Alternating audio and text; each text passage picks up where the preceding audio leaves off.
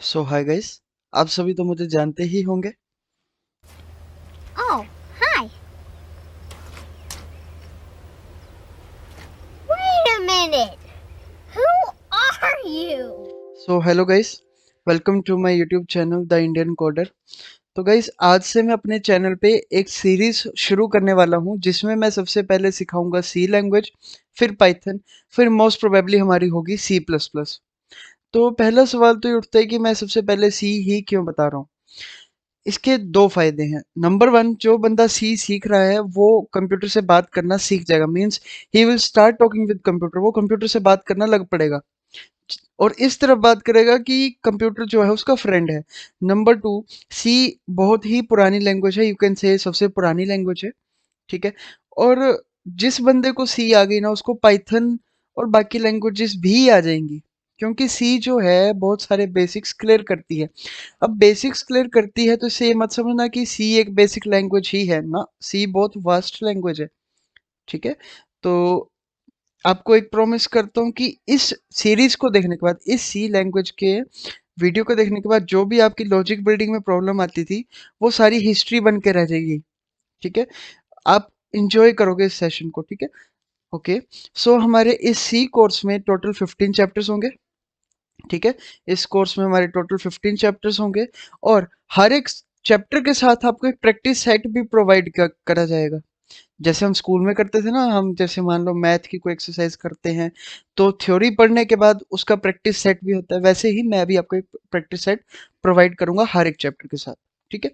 और तीसरी बात, पर्सनल असिस्टेंट इसलिए है क्योंकि आपको हर एक चैप्टर के साथ, ठीक है, आपको हर एक चैप्टर के साथ तो मीन्स प्रैक्टिस सेट तो मिल ही रहा है, बट मैं नीचे डिस्क्रिप्शन में अपना व्हाट्सएप नंबर दे रखूंगा।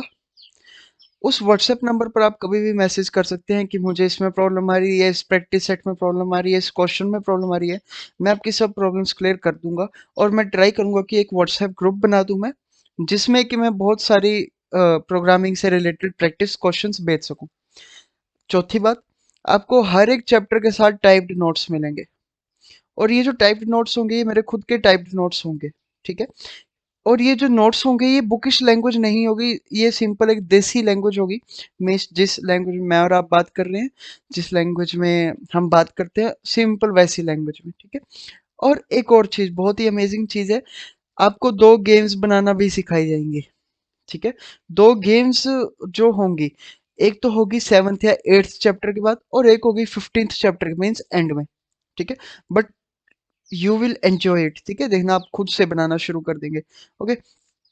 नेक्स्ट चीज, अब हम जो है इंस्टॉलेशन में मीन्स हम दो चीजें इंस्टॉल करेंगे। पहली चीज होगी हमारा कोड एडिटर, जो कि है विजुअल कोड एडिटर। वैसे तो बहुत सारे कोड एडिटर पड़े हैं, ऑनलाइन पड़े हैं। ठीक है, बट उनका फायदा बहुत कम है। मीन्स विजुअल कोड एडिटर के आगे आज तक कोई कोड एडिटर नहीं टिक पाया।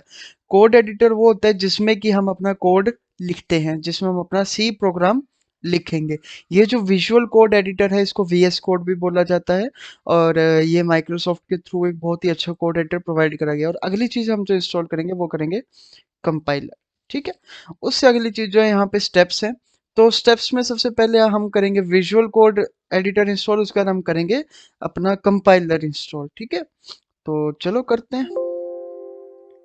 अब आपने आना है अपने क्रोम पे, make sure you have a good internet connection. Okay. अब आप आएंगे क्रोम पे और यहाँ पे आप लिखेंगे इंस्टॉल विजुअल स्टूडियो कोड। जैसा मैं बताता हूँ वैसा करते जाओ, वैसा लिखते जाओ।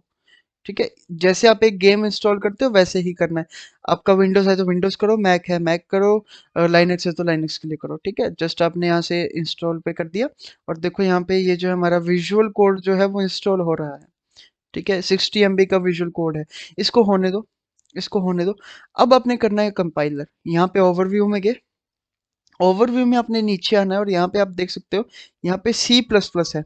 सी प्लस प्लस पर जाओ और यहाँ पे है GCC ऑन विंडोज। लाइनक्स है तो लाइनक्स के लिए करो, विंडोज है तो विंडोज के लिए करो।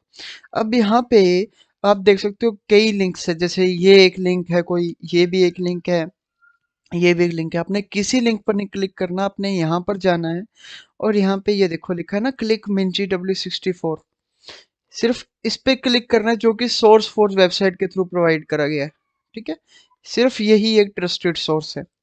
यहाँ पे क्लिक करा आपने और अब जो है आपका 5 सेकंड्स में डाउनलोड इंस्टॉल हो जाएगा। आप एक चीज देख लो, ये है 60 MB का और ये होगा 1 MB का, ठीक है। देख लो हो गया एकदम इंस्टॉल। तो मीन्स आपका टोटल डाटा कितना जाएगा, आप लगा लो 62 MB जाएगा, ठीक है, सिर्फ इंस्टॉलेशन में ही। ओके, तो इसको होने देते हैं इंस्टॉल, ठीक है। अपने एक चीज का ध्यान रखना है कि अब आप इस सीरीज को देखना शुरू करें तो आपने डिसकंटिन्यू नहीं होना। रोज एक चैप्टर तो मैं कराऊंगा, तो रोज आपने एक चैप्टर सही से करके जाना है और साथ ही साथ उसका प्रैक्टिस सेट भी कर लेना है, ठीक है। ओके, तो देखो हमारा विजुअल कोड इंस्टॉल हो गया। अब जैसे जैसे मैं बताता हूँ वैसे वैसे करना। पहले तो हम इंस्टॉलेशन स्टेप्स पे आते हैं अपने। देखो, तो हमारा जो है सबसे पहले हमने अब कर लिया अपना विजुअल कोड इंस्टॉल। सबसे पहले हमने अपना कर दिया विजुअल कोड इंस्टॉल। अब हमने अपना कंपाइलर भी कर लिया install. What will be the next will be you will add the compiler to the path. तो पहले तो आप इंस्टॉल तो करा ही नहीं, अभी तो सिर्फ हमने डाउनलोड करा, ठीक है। विजुअल कोड भी, अपना मिंजी डब्ल्यू भी। तो पहले तो इनको इंस्टॉल करते हैं जो कि हमने डाउनलोड कर लिया, ठीक है। तो चलो इसको इंस्टॉल करते हैं। आ जाओ वापस क्रोम पे और यहाँ से ऐसे इंस्टॉल कर लो इसको। जैसे जैसे मैं बताता हूँ वैसे, जस्ट एक गेम है, आपने वो टाइप करा, सर्च करा, इंस्टॉल करा, क्या विजुअल कोड। फिर उसके बाद ओवरव्यू में गए और जीसीसी फॉर विंडोज में गए और वहां से आपने मिंजी डब्ल्यू इंस्टॉल कर लिया, ठीक है। यहाँ पे इसको एक्सेप्ट कर लो। ये जो है दिखा रहा है कि इतना इसका स्टोरेज है, ठीक है। आपने कुछ नहीं करना, जहां पे हो रहा है वहां पे होने देना, कोई सर्कस मत करना अपने कंप्यूटर के साथ। ये चारों टिक कर देना, ये सबसे जरूरी बात है, ये आपने चारों टिक करने हैं, इसको अनटिक मत छोड़ देना, ठीक है। Okay, next. नेक्स्ट इंस्टॉल, इसको इंस्टॉल होने दो। आपका थोड़ा टाइम ले सकता है, मेरे पीसी में एसएसडी है तो थोड़ा जल्दी हो रहा है, आपका थोड़ा सा टाइम ले सकता है, बट नो वरीज, इतना भारी सॉफ्टवेयर भी नहीं है ये। ओके, इसको अभी लॉन्च मत करना, अनटिक कर दो, फिनिश कर दो, ठीक है। हो गया। अब हमने कर लिया वीएस कोड इंस्टॉल। अब हमारे पीपीटी के अकॉर्डिंग हम करेंगे अपना मिंजी डब्ल्यू इंस्टॉल, ठीक है, जो कि हम डाउनलोड पहले कर चुके हैं। मिंजी डब्ल्यू भी कुछ इस तरह होगा इंस्टॉल, थोड़ा सा टाइम ये लेता है, ठीक है। देखो यहाँ पे आपने जस्ट नेक्स्ट करा, कोई छेड़खानी मत करना, ठीक है ना। ओके, ये अब ये मेरे पीसी की स्टोरेज दिखा रहा है, आपके पीसी की स्टोरेज आपको दिखा रहा होगा, ठीक है। सो अब इसको इंस्टॉल होने दो, थोड़ा सा टाइम लेगा, बट हैव पेशेंस, होने दो। तो आप देख सकते हो अभी ये इंस्टॉल हो चुका है। थोड़ा सा टाइम लेगा बट हैव पेशेंस, ये बहुत ही अच्छा मीन्स आपने स्टेप आप पूरा कर चुके हो। अब आपने नेक्स्ट कर देना, फिनिश कर देना, ठीक है। अब सब कुछ अपना बंद कर दो, ठीक है, सब कुछ बंद कर दो। मैं मिनिमाइज कर रहा हूँ, आपने बंद करना है तो कर दो। ओके, अब हम आते हैं अपनी पीपीटी पे। और अब आप अगली चीज देख सकते हो कि हमने उसको मीन्स इंस्टॉल भी कर लिया, विजुअल कोड को, मिन जीडब्ल्यू को भी कर लिया। अब यहाँ पे अगली चीज देखो क्या लिखा है, add compiler to the path. आप बोलोगे ये क्या बोल दिया, टू द पाथ क्या मतलब है। देखो अभी मेरे साथ करते जाओ, ठीक है। तो आपने फिर से जाना है जहाँ पे मीन्स आपका जो कंपाइलर है वो डाउनलोड हुआ है। तो देखो, सबसे पहले मीन्स सभी का, ऑलमोस्ट सभी का, अगर आपने अपने कोई पीसी से सर्कस ना करा हो तो आपका कंपाइलर डाउनलोड हुआ होगा यहाँ पे। कहाँ पे, पहले आपने जाना है दिस पीसी में, विंडोज सी में, प्रोग्राम फाइल्स 86 में, और यहाँ पे देखो मिंजी डब्ल्यू लिखा है, वरना सर्च कर लेना यार, ठीक है ना। ओके, मिंजी डब्ल्यू में गए, खोला इसको, इसको खोला, यहाँ पे बिन में गए, ठीक है। बिन में गए और यहाँ पे ये देखो बहुत सारी फाइल्स है ना, आपने जस्ट यहाँ पे इस पे जाना है जीसीसी, जो कि है 1.87 MB का, ठीक है। यहाँ पे जाना है, ये जो है ये डॉट ई एक्सी फाइल है, ठीक है। देखो आप प्रॉपर्टीज में आप देख सकते हो डॉट ई एक्सी फाइल है, ओके। तो आपने क्या करना है, कुछ नहीं करना, इस पर भी क्लिक मत करो, सीधा यहाँ पे क्लिक करो और ये जो पाथ है इसको कर लो कॉपी, कंट्रोल+C से कॉपी कर लो। क्या करना है फिर से बताता हूँ। देखो, ये जो है ना विंडोज 10 के आपके पास विंडोज 7 है, विंडोज 8 है, सभी में यहीं से पाथ कॉपी हो जाता है। यहाँ से नहीं होगा ना, तो मीन्स यहाँ से ही हो जाएगा यार, कुछ ज़्यादा सोचना नहीं। वरना यहाँ से राइट क्लिक करके प्रॉपर्टीज में गए और यहाँ पे आप देख सकते हो ये लोकेशन है, यहाँ से भी कर सकते हो कॉपी। मैं सिंपल यहाँ से कॉपी कर रहा हूँ, कंट्रोल+C से मैंने कर लिया कॉपी। कॉपी करके आप गए दिस पीसी पे और राइट क्लिक करा, आपने प्रॉपर्टीज में गए, फिर से वहां पे कॉपी करा, दिस पीसी पे राइट क्लिक करा, प्रॉपर्टीज पे गए, और यहाँ पे देखो आपके पीसी की स्पेसिफिकेशन दिखाएगा, ये मेरे पीसी की स्पेसिफिकेशंस दिखा रहा है। यहाँ पे आपने जाना है एडवांस सिस्टम सेटिंग्स में गए, और यहाँ पे एडवांस सिस्टम सेटिंग्स में आपने जाना है इन्वायरमेंट वेरिएबल्स में। यहाँ पे क्या कर रहे हैं हम, जीसीसी का जस्ट पाथ ऐड कर रहे हैं। तो पाथ कहाँ से ऐड हुआ, दिस पीसी में प्रॉपर्टीज पर गए, प्रॉपर्टीज में यहाँ पे सामने एडवांस सॉरी इन्वायरमेंट वेरिएबल्स लिखा था, पाथ में ऐड करा, यहाँ पे पाथ पे सिंगल क्लिक करना है और एडिट कर देना। एडिट करके क्या करना है आपने, न्यू पे गए, न्यू पे जाके यहाँ पे जो आपने पाथ कॉपी करा था ना, वो यहाँ पे कर दो पेस्ट, कंट्रोल वी से पेस्ट कर दिया, ओके कर दो, ओके कर दो, जो भी खुला है सब कुछ ओके ओके करते जाओ, ठीक है।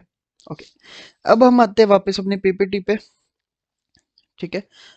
तो देखो सबसे पहले तो मेरी बात सुनो यार, सारी एक गेम की तरह ही है। पहले आपने क्या करा, अपना विजुअल कोड इंस्टॉल करा, सबसे पहले आपने क्या करा, फिर से आते अपना विजुअल कोड इंस्टॉल करा, MinGW इंस्टॉल करा, जस्ट सर्च करके, जैसे आप कोई गेम सर्च करते हो इंस्टॉल करते हो। फिर उसके बाद जो आपका कंपाइलर जीसीसी, उसको पाथ में कैसे ऐड करा, अपने पीसी ऑन माई पीसी पे आपने राइट क्लिक करा, वहां पे आप प्रॉपर्टीज में गए, फिर आप गए एडवांस सिस्टम सेटिंग्स में, फिर आपने वहां पे क्लिक करा है क्लिक ऑन एनवायरमेंट वेरिएबल्स पे, ठीक है। आप मेरी वीडियो रोक रोक के हर एक स्टेप कर सकते हो, वरना ये पीपीटी जो है आपके पास, मीन्स आप इस पीपीटी को मैं डाल दूंगा नीचे डिस्क्रिप्शन में, और अपने नोट्स भी, अभी तो आपने नोट्स नहीं देखे, ओके। तो फिर आपने क्या करा, आपने जो जीसीसी का पास था उसको जो आपने कॉपी करा था, वहां पे आप उसको अपने एनवायरमेंट वेरिएबल्स में पेस्ट कर दिया, ठीक है।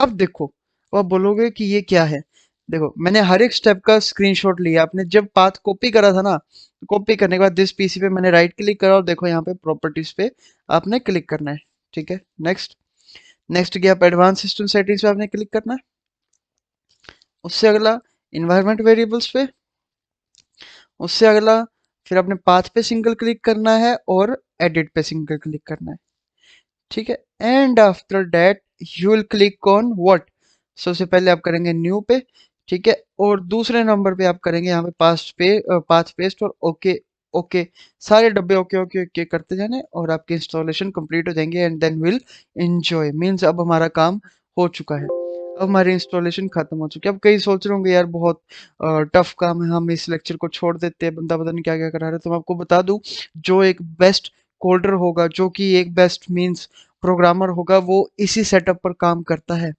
ठीक है। तो आपको भी इसी सेटअप पर काम करना चाहिए यार, कोई ज्यादा मुश्किल थोड़ी है। देखो मैंने हर एक स्टेप का पीपीटी दिया है, सिंपल क्या है, पहले इंस्टॉल करो, फिर जीसीसी का पाथ कॉपी करो और इन्वायरमेंट वेरिएबल्स में पेस्ट करो, काम खत्म। ओके, सो मैं अपनी पीपीटी को क्लोज कर रहा हूँ, ओके, अपनी पीपीटी को क्लोज कर रहा हूँ। अब आपने क्या करना है, अब आप गए अपने किसी भी नए फोल्डर में, मान लो यहाँ पे आपने नया फोल्डर बनाया, मैंने यहाँ पे नया फोल्डर बनाया द इंडियन क्वार्टर के नाम से, मैं वहां पे गया, वहां पे गया और सिंपल राइट क्लिक करके क्या करना है, कोई नया फोल्डर बना लो जहां पे अपना अपना सारा प्रोग्राम करना है, जहां पे अभी आपने सारी लैंग्वेज मेरे से सीखनी है, आप सीधा फोल्डर का नाम रख दो कोडिंग, इतना नाम रख दो, ठीक है। राइट क्लिक करा, ओपन विद कोड गए, ओपन विद कोड से क्या होता है, आपका विजुअल कोड खुल जाता है, सबसे बेस्ट तरीका ये, ठीक है। तो देखो यहाँ पे आपका कितना कुछ बता रहा है, आपने कुछ नहीं करना। और अभी आपने चेक करने के लिए, चेक क्या करना है, अब देखो हमारा जो है, जो उस वाले फोल्डर में देखो चैप्टर 1.3 पढ़ा था ना, CH13, वो यहाँ पर भी दिख गया, ठीक है। तो ये क्या करता है, जो भी फोल्डर में, एक फोल्डर में फाइल्स होती है उनको डिस्प्ले कर देता है, क्या कर देता है, डिस्प्ले कर देता है, ओके। अब हमने सिर्फ दो चीजें इंस्टॉल करनी है। नंबर वन, एक C++ इंटेलिजेंस, यहाँ से देखो, यहाँ पे जो आपकी फाइल्स हैं, यहाँ पे सर्च है, यहाँ पे आपका एक्सटेंशंस, एक्सटेंशन पर गए, और यहाँ पे आपने सर्च करा C++ इंटेलिजेंस, ठीक है, C++ लिखना, और यहाँ पे देखो माइक्रोसॉफ्ट के थ्रू जो प्रोवाइड करा गया इंटेलिजेंस, इसको अपने मींस इंस्टॉल कर लेना। जैसे कि सपोज आप क्रोम में गए, क्रोम में क्या होता है, आपको कई बार एक्सटेंशंस डाउनलोड करनी पड़ जाती हैं, ठीक है। क्रोम छोड़ो, एक गेम में आपको कुछ नई-नई चीज़ें डाउनलोड करनी पड़ जाती हैं, ठीक है? जैसे कि हम मान लो नीड फॉर स्पीड खेल रहे हैं, ठीक है? तो उसमें क्या होता है, उसमें हम हमें नई-नई कार्स एक तरह से डाउनलोड ही करनी पड़ती हैं, ठीक है? उसमें दिखाता है सेविंग हुआ, उसमें डाउनलोड हो रही होती है। तो एक गेम के अंदर एक दूसरी चीज़ सेव हो रही है, इस एक विजुअल कोड सॉफ्टवेयर के अंदर एक एक्सटेंशन सेव हो रही है। कुछ ज़्यादा कन्फ्यूज़ होने वाली बात तो है नहीं, ठीक है? अब ये चीज़ एक इंस्टॉल होगी, अब दूसरी चीज़ आपने क्या करनी है, कोड रनर।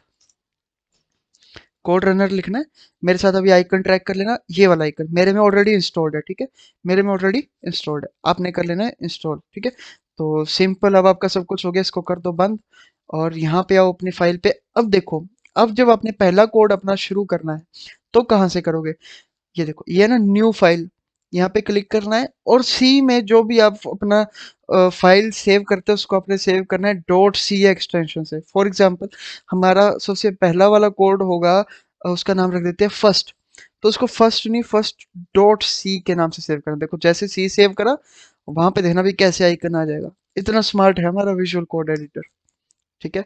ओके, अब आपने यहाँ पे अपना कोड लिखना शुरू कर देना है। इसको आप ऐसे भी बंद कर सकते हो और कंट्रोल बी दबा के, बी फॉर बॉल दबा के आप अपना मीन्स इसको बंद भी कर सकते हो।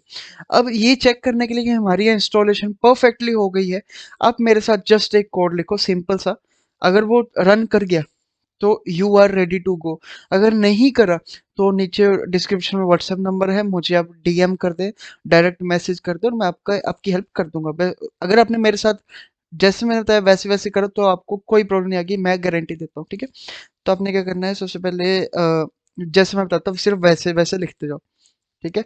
हैश टैग इंक्लूड stdio.h लिखा और नीचे लिखा इंट मेन, जैसे जैसे मैं लिखता हूँ, ठीक है?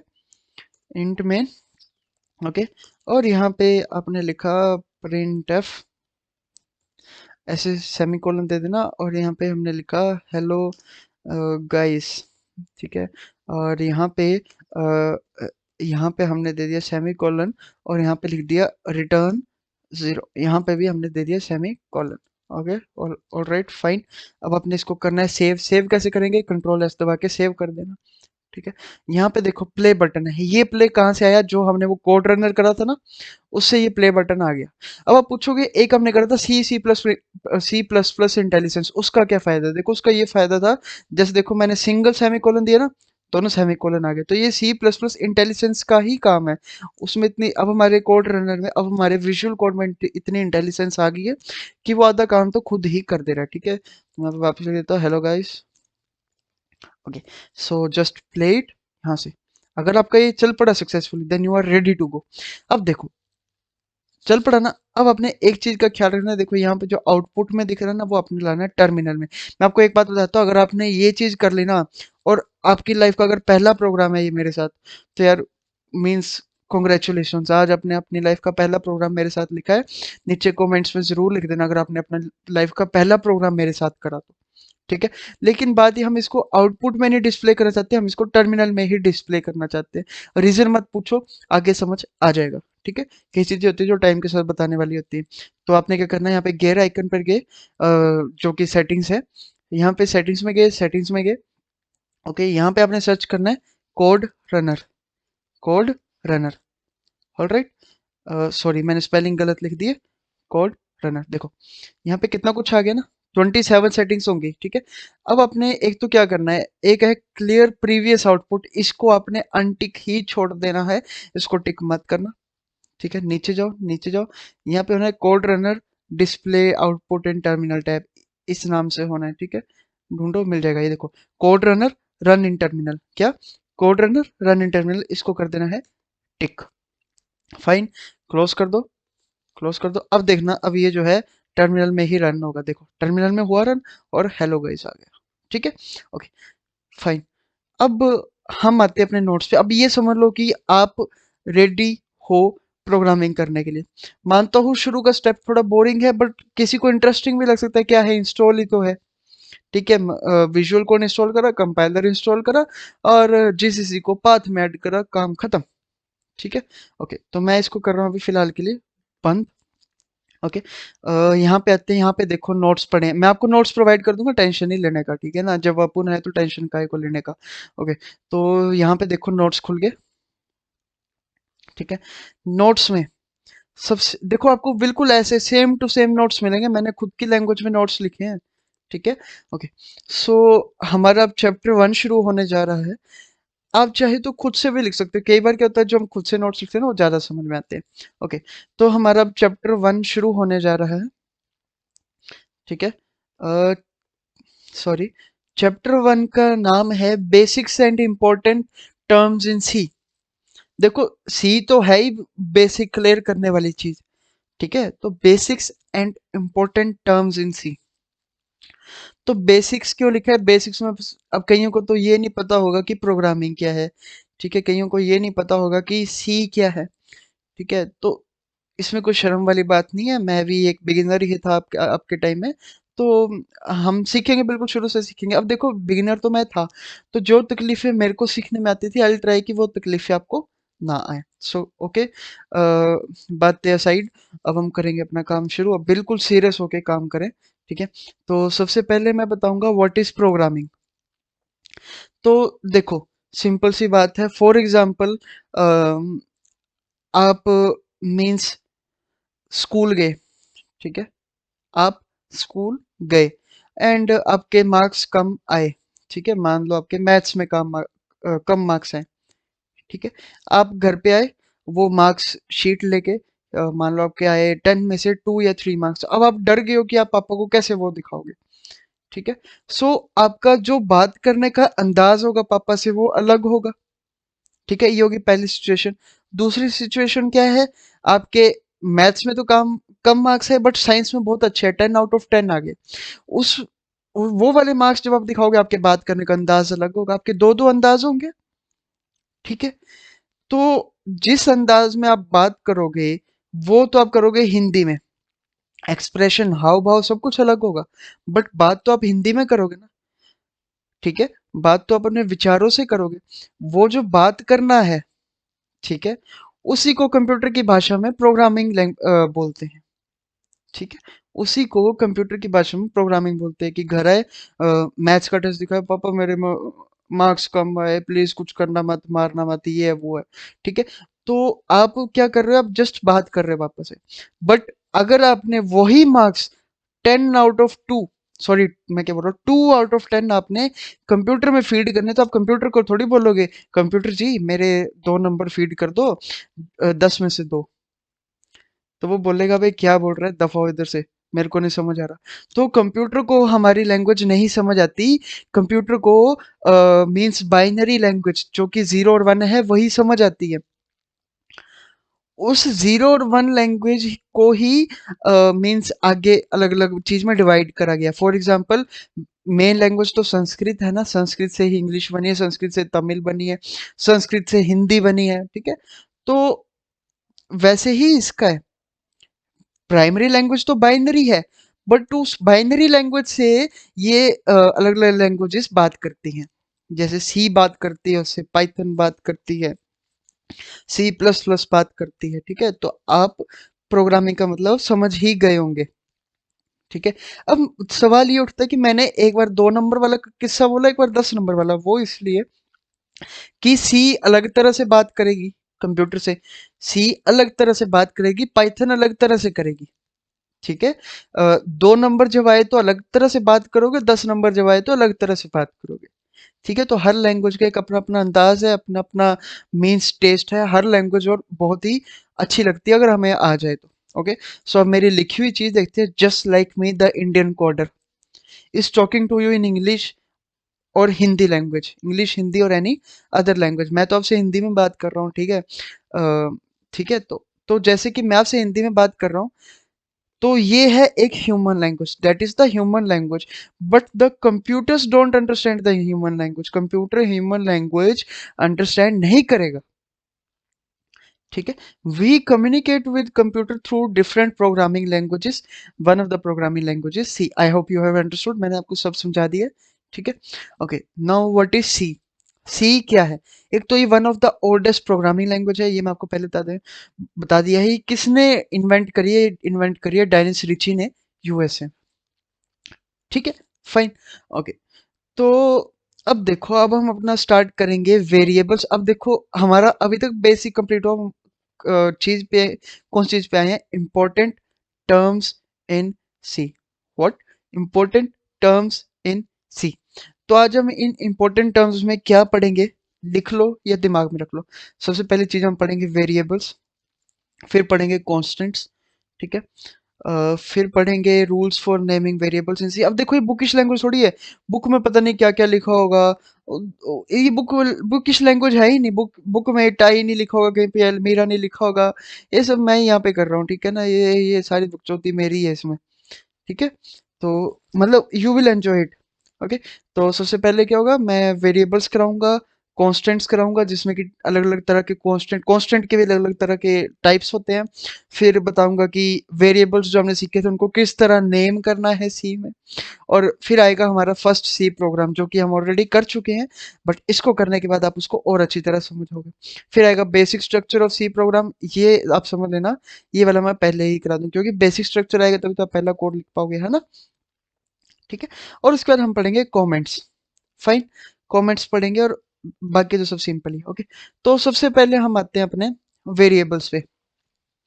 देखो यार, सीधी सी बात है, घर पे आपकी अलमीरा है, ठीक है। घर पे आपकी अलमीरा है, उसमें आपने अपने स्कूल की ड्रेस रख दी, अपने कॉलेज की ड्रेस रख दी, अपने ऑफिस की ड्रेस रख दी। तो जो आपकी अलमीरा है वो है एक वेरिएबल, जो आपकी अलमीरा है वो है एक वेरिएबल, लेकिन जो बीच में सामान रखा है वो चीज वेरिएबल के अंदर पड़ी है। मींस वेरिएबल अलमीरा कंटेन्स योर क्लॉथ। मेरी बात सुनना, वेरिएबल अलमीरा कंटेन्स योर क्लॉथ। अब अलमीरा तो ये बोल नहीं रही, अबे ओ चच्चा, मेरी अलमारी में सिर्फ तू स्कूल की वर्दी रखेगा, तू कॉलेज की वर्दी रखेगा। ऐसे तो वेरिएबल्स, आपकी अलमारी तो ऐसे बोल नहीं रही। आप उसमें कुछ भी रख सकते हो, आपका मन करा कपड़े बाहर फेंक के और अंदर आपने डाल दिए अपने शूज। शूज तो कौन ही डालता है, पर अगर मेरे जैसा पागल होगा तो अंदर शूज भी रख देगा। तो मान लो आपने कपड़े निकाले, अंदर शूज रख दिए। मान लो आपने शूज निकाले, अंदर खुद को ही रख दिया। ठीक है, वो पागलों की कमी थोड़ी है। तो इस तरह ही वेरिएबल्स, आपका मन करा अलमारी फूक दो, फूक दीजिए, वेरिएबल्स खत्म कर दिए।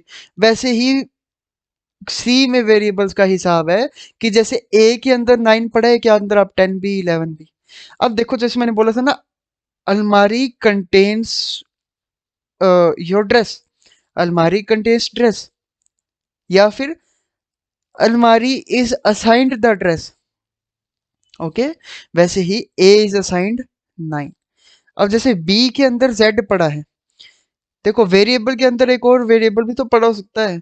ठीक है, आपने मान लो एक बड़ी सी अलमारी बनाई, बहुत बड़ी अलमारी बनाई, तो उसमें सबसे पहला खाना होगा, दूसरा खाना होगा, तीसरा खाना होगा। तो उसको भी हम ऐसे बोल सकते हैं, एक अलमारी में ये पहली अलमारी, दूसरी अलमारी, तीसरी अलमारी। वैसे वेरिएबल्स के अंदर वेरिएबल्स भी रख सकते हैं। अभी हम समझेंगे इस चीज को, ठीक है। तो देखो जो मैंने लिखा उसको पढ़ते हैं। Variables are just a box और a container that can store several things in it. जैसे आपकी किचन है, किचन में आपका एक डब्बा होगा जिसमें आपने हल्दी चीनी कुछ भी रखा होगा। मीन्स वो डब्बा क्या है, वो एक वेरिएबल है, उसके अंदर जो चीज है वो उसकी वैल्यू है। मीन्स डब्बा एक तरह का कंटेनर है, कंटेनर के अंदर चीज है, उसकी वैल्यू है। ठीक है, जस्ट लाइक अलमीरा at our houses in which we can store whatever we want. उसमें आपका मन करे खुद को ही स्टोर कर लो, ठीक है। It can be clothes, book, tie और वट एवर लेट। ठीक है, तो देखो नीचे मैंने एग्जाम्पल भी दिए। फाइन, इस चीज को दिमाग में रख लो। वेरिएबल्स क्या है, किसी चीज के अंदर किसी चीज को रखने का एक नजरिया, एक तरीका। Fine, okay. Next, constants. अब वेरिएबल्स तो ऐसी चीज थी जिसमें हम कुछ भी बदल सकते थे, कांस्टेंट नहीं बदलते। देखो नाम से पता लग रहा है ना, वो आप पढ़े लिखे तो होंगे ही। वेरिएबल्स क्या होता है, जो बदलता रहता है, वेरिएबल। ठीक है, वेरिएबल आपने फिजिक्स में भी टर्म पढ़ते होंगे, variable resistance, variable power source, power supply source. ठीक है, सो वेरिएबल्स मीन बदलती हुई चीज। Constant means which never changes. ठीक है, तो कांस्टेंट भी तीन तरह के होते हैं। सबसे पहले आता है आपका इंटीजर कांस्टेंट, कुछ भी हो सकता है, 22, -3, 5। ठीक है, कुछ भी हो सकता है। उसके बाद सॉरी, उसके बाद आपका आता है रियल कांस्टेंट।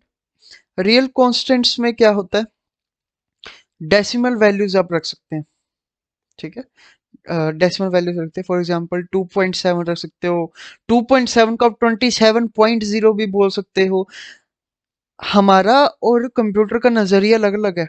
हम 27.0 को भी 27 ही पढ़ेंगे, ठीक है, बट कंप्यूटर उसको एक फ्लोट वैल्यू समझेगा, एक उसको रियल वैल्यू समझेगा, ठीक है।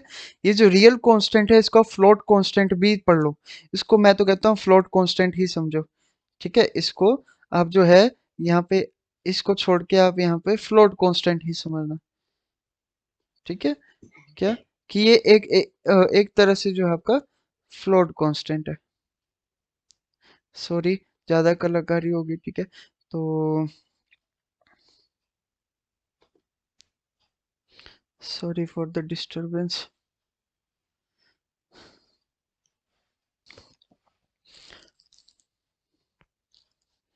ओके, तो हमारा रियल कांस्टेंट मैंने आपको बता दिया, इसको आप फ्लोट कांस्टेंट भी समझ सकते हो। Mean simply the decimal constant. Okay, उससे अगला है कैरेक्टर कांस्टेंट, ठीक है। कैरेक्टर कांस्टेंट को हमेशा अपने सिंगल कोट से अंडरस्टैंड करना है, ठीक है। Must be enclosed with in an inverted comma. मैं यहाँ पे हर एक छोटी छोटी चीज लिखूंगा, ठीक है। अगर आप मेरे पीडीएफ को प्रिंट करना चाहते हैं तो आप इसमें कुछ एक्स्ट्रा चीजें भी लिख सकते हैं जो मैं बताऊंगा लेकिन लिखी हुई नहीं होगी। या फिर आपको एक बेस्ट वे बताता हूँ। एक पीडीएफ एडिटर है और रीडर भी है, उसका नाम है फॉक्सिट। क्या? FOXIT। वो फॉक्सिट डाउनलोड कर लो, उसकी हेल्प से आप अपने पीडीएफ में कुछ भी लिख सकते हो, ठीक है। ओके, तो अब हमने पढ़ लिया वेरिएबल्स कांस्टेंट। इसमें तो कुछ पढ़ने वाला था ही नहीं, वेरिएबल जो कुछ भी इसमें वैल्यू स्टोर हो सकती है, कांस्टेंट जो कि है वही रहती है, ठीक है। ओके, अब इसके बाद आता है कि इसके बाद हम सीधा आते हैं अपने basic structure of C program पे, ठीक है। कि हमारे जो सी प्रोग्राम का बेसिक स्ट्रक्चर है वो क्या है। देखो, कोई भी सी प्रोग्राम है, कोई भी सी प्रोग्राम है, वो हमारा शुरू होता है मेन फंक्शन से। सबसे पहले तो उसको हेडर फाइल देनी पड़ेगी, ठीक है, हेडर फाइल देनी पड़ेगी।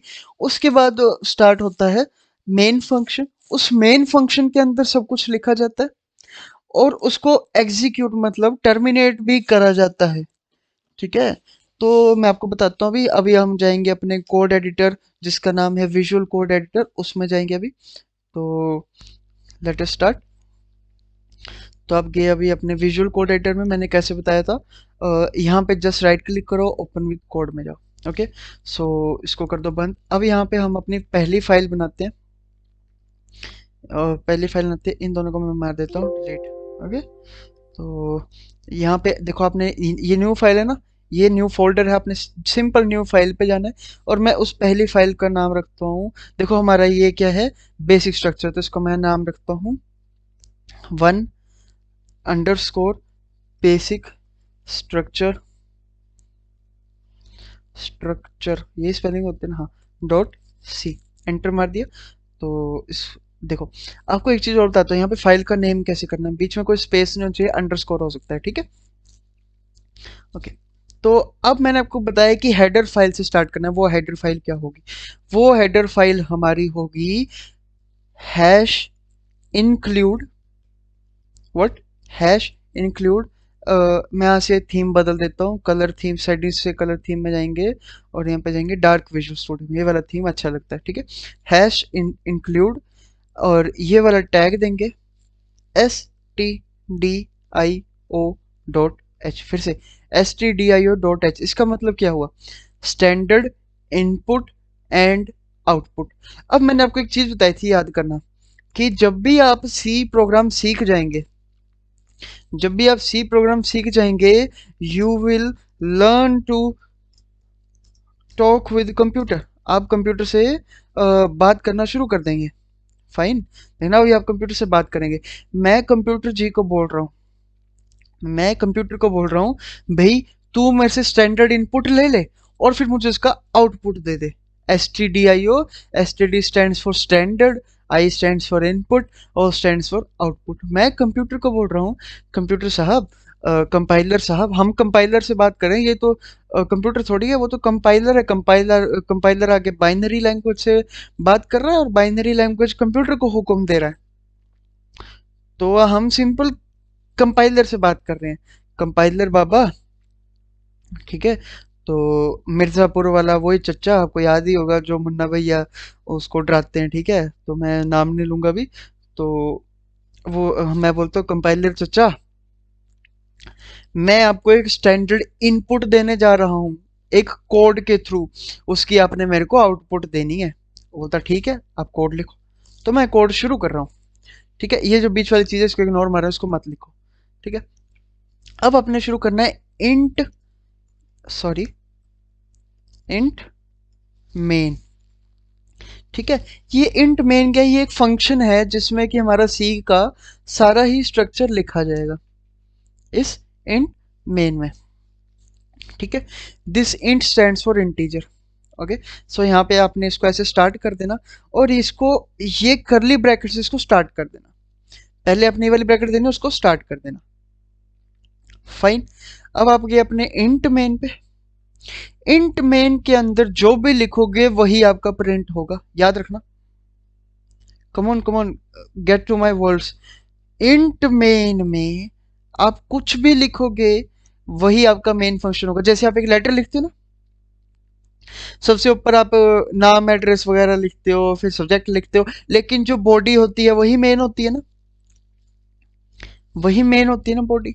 वैसे ही जो हमारी चीज लिखी जाएगी वो मेन के अंदर ही लिखी जाएगी। आप नाम से याद रख लो यार, मेन, यहाँ से हमारी मेन चीज शुरू होती है, ठीक है। तो मैंने पहले कंपाइलर चच्चा से बात करी, कंपाइलर चच्चा मैं आपको एक स्टैंडर्ड इनपुट देने जा रहा हूँ जिसकी आपने एक आउटपुट देनी है, ठीक है। वो बोलता है ठीक है, दो, बट उसको पता कैसे चलेगा कहाँ से स्टार्ट हुआ। तो मैंने बोला देखो, यहाँ से स्टार्ट हुआ इंट मेन से, इसके अंदर मैं जो भी लिखूंगा वो अपने एग्जीक्यूट करना है। देखो कंपाइलर भी बोल पड़ा, कंपाइलर भी बोल पड़ा कि हाँ अब मेन फंक्शन हमारा स्टार्ट हो गया, देख लो ना आप, ओके। तो इसके अंदर जो भी लिखेंगे दैट विल बी एग्जीक्यूटेड। तो मैं यहाँ पे लिख रहा हूँ प्रिंट एफ, प्रिंट एफ। अब मैंने एक छोटी सी गलती मेरी अभी पकड़ना, या मैं खुद ही बता दूंगा, ठीक है। देखो इंट मेन के अंदर जो भी लिखोगे वो प्रिंट नहीं होगा, इंट मेन के अंदर प्रिंट एफ के अंदर जो लिखोगे वो प्रिंट होगा, okay. Come on get to my words back. Int main के अंदर जो भी लिखोगे that will not be printed, वो प्रिंट नहीं होगा। इंट मेन के अंदर प्रिंट एफ के अंदर जो लिखोगे वो प्रिंट होगा। देखो इंट मेन तो लिख दिया, यहां से उसको पता चल गया कि जो भी इसके अंदर लिखेंगे वो कंपाइलर काम करना उसमें शुरू कर देगा, बट प्रिंट वही होगा जो मैं इस प्रिंट एफ फंक्शन के अंदर लिखूंगा, ठीक है। तो देखो मैं इस प्रिंट एफ फंक्शन के अंदर मैंने पहले क्या, फिर से देखो कैसे लिखा, प्रिंट एफ, पैरेंथेसिस स्टार्ट करी, इन्वर्टेड कोमा स्टार्ट करी, और यहाँ पे लिखा hello guys, you are coding with the, sorry, the Indian coder। आप you are coding with the Indian coder. और अब देखना यहाँ पे जो भी प्रिंट एफ के अंदर चीज लिखते हैं ना वो हमेशा डबल कोड के अंदर इनक्लोज्ड होनी चाहिए। जो भी डबल कोड के अंदर इनक्लोज्ड होगी ना वही प्रिंट होगी, जो इसके अंदर इनक्लोज्ड होगी वही प्रिंट होगी, ठीक है। फिर से इंट मेन के अंदर जो भी प्रोग्राम लिखा होगा वो हमारा मेन प्रोग्राम होगा, मेन बॉडी होगी, ठीक है। लेकिन जो भी प्रिंट एफ के अंदर लिखेंगे वो हमें आउटपुट में दिखेगी। इंट मेन के अंदर जो लिखा होगा वो प्रिंट नहीं होगा, इंट मेन के अंदर जो भी लिखेंगे वो मेन बॉडी होगी, मेन वो काम होगा हमारा। लेकिन जो प्रिंट एफ के अंदर लिखेंगे वो हमारा प्रिंट हो जाएगा, बट शर्त ये है कि वो हमेशा डबल कोट के अंदर ही होना चाहिए। अब देखो, अब जो हमारा कंपाइलर होता है ना वो बड़ा ही बिगड़ा हुआ इंसान होता है, ठीक है। उसको ना आप जितनी मर्जी शराब पिलाओ वो पीता जाएगा पीता जाएगा, उसको आप जो मर्जी बोलो वो करता जाएगा, ठीक है। तो उसको रोकना कैसे, कंपाइलर को कैसे बताना कि जो हमने प्रिंट एफ के अंदर लिखा था वो कंप्लीट है। उसको पता लगता है सेमी कोलन से, सेमी कोलन लगा दिया इसका मतलब प्रिंट एफ का काम खत्म हो गया। अब आपका प्रोग्राम अभी कंप्लीट नहीं हो, अब आपने यहाँ पे लिखना है रिटर्न जीरो, ओके। तो रिटर्न जीरो लिखना आपने, और आपका प्रोग्राम फिर हो जाएगा, मीन्स आपका कोड खत्म। कंट्रोल ऐसे सेव कर दो। अब हम इस स्ट्रक्चर को वापस देखते हैं, ध्यान से सुनना। कंपाइलर चच्चा का मैंने बोला मैं आपको एक स्टैंडर्ड इनपुट देने जा रहा हूँ जिसकी आपने एक आउटपुट देनी है। Okay fine, compiler says to me okay fine चच्चा फाइन। ओके फिर मैं उसको बोलता हूँ कि अब मैं एक मेन फंक्शन स्टार्ट करने जा रहा हूँ। बोलता है ओके अब जो है मेन आपका काम शुरू हो गया है। वो बोलता है अब आप प्रिंट क्या करना चाहते हो। वो आप प्रिंट एफ के अंदर, कंपाइलर चीज ही वो प्रिंट करता है जो प्रिंट एफ के अंदर हो। कंपाइलर जाता है उसी, इतना बेशर्म है कंपाइलर। वो ना रिटर्न के पास जाएगा ना किसी के पास, वो सिर्फ प्रिंट एफ के अंदर ही घुसेगा। कंपाइलर प्रिंट एफ के अंदर घुस गया, उसको पता लग गया कि प्रिंट एफ का दरवाजा ये था, एंट्री डोर ये था प्रिंट एफ का, जो पहला वाला डबल कोट है। वो अंदर घुस गया और इस प्रिंट करता गया। वो पहले हेलो को प्रिंट करा उसने, गाइस को करा, यू को करा, आर को करा, कोडिंग को करा, विद को करा, और ये जो है आखिर में उसका एग्जिट डोर है दूसरा वाला डबल कोट। फिर उसने पूछा बस हो गया। तो यार मैं उसको मुंह से थोड़ी बोलूंगा बस हो गया, मेरे को तो लिख के बताना पड़ेगा ना कंप्यूटर की लैंग्वेज। तो कंप्यूटर की लैंग्वेज मैंने उसको सेमीकोलन से बता दिया। सेव करा और अब देखो प्ले करते हैं। देखो प्रिंट हुआ ना, hello guys you are coding with the Indian coder. जो इसके अंदर लिखा है एग्जैक्ट वही प्रिंट हुआ, जो इसके अंदर लिखा एग्जैक्ट वही प्रिंट हुआ। समझ आई बात मेरी। ओके इसको बंद करो। अब कई पूछेंगे कि यहाँ पे रिटर्न जीरो क्यों लिखा। तो देखो कंप्यूटर लैंग्वेज में जीरो का मतलब है फॉर ऑपरेटिंग सिस्टम, जीरो का मतलब है कोई भी चीज सक्सेसफुली प्रोग्राम को रिटर्न कर देना। देखो यहाँ पे लिखा था ना इंट, इंट था यहाँ पे इंटीजर, इंटीजर में मैंने आपको जीरो से एंड में डील कर दिया। मींस